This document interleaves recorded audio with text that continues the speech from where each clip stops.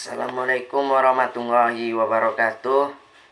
Memperkenalkan, nama saya Gerula Zikri dari 10 Akuntansi 2 yang akan membahas tentang bidang politik.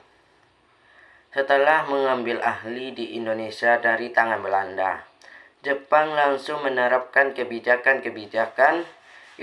Jepang utamanya bertujuan untuk menghapuskan pengaruh Barat dan memobilisasi rakyat Indonesia untuk perang. Walaupun sejumlah kebijakan politik Jepang menyegerakan bangsa Indonesia, beberapa di antara dapat dimanfaatkan rakyat Indonesia untuk belajar. Setelah mengambil ahli Indonesia dari tangan Belanda, Jepang langsung menerapkan kebijakan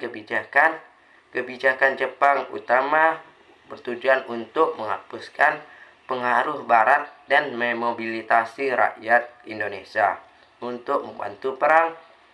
Walaupun sejumlah kebijakan bidang politik menyegerakan bangsa Indonesia, beberapa di antara dapat dimanfaatkan rakyat Indonesia untuk belajar. Perubahan sistem pemerintah di Indonesia dalam bidang pemerintah. Akibat yang ditimbulkan dari adanya penduduk Jepang di Indonesia adalah wilayah Indonesia di bawah kekuasaan militer.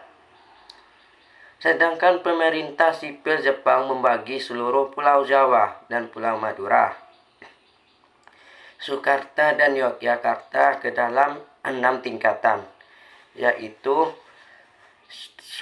ke residensi, kota beraja, ken kabupaten, gun kawedan, son kecamatan, dan kudet desa. Dalam hal ini Jepang juga memberikan kesempatan kepada para tokoh Indonesia untuk menempati jabatan-jabatan tertentu.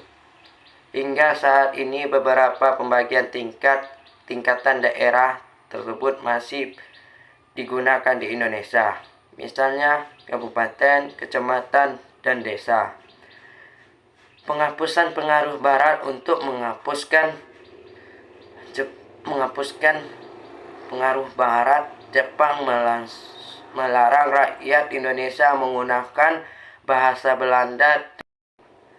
Jepang menggantinya dengan mewajibkan rakyat untuk memperluas penggunaan bahasa Indonesia dan bahasa Jepang. Jepang melarang peradaan buku-buku bahasa Belanda dan Inggris.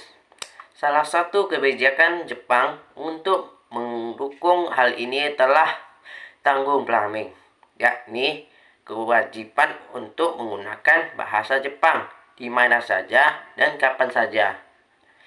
Dalam bidang politik, Jepang menerapkan beberapa kebijakan antara lain. Yang pertama, melarang penggunaan bahasa Belanda dan kewajiban penggunaan bahasa Jepang.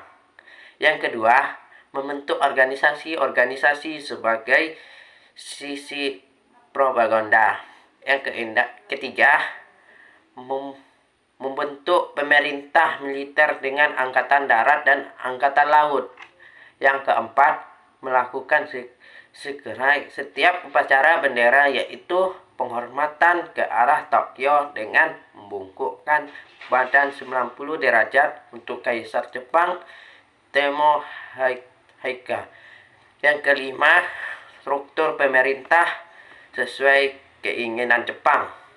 Sekian dari saya, terima kasih. Wassalamualaikum warahmatullahi wabarakatuh.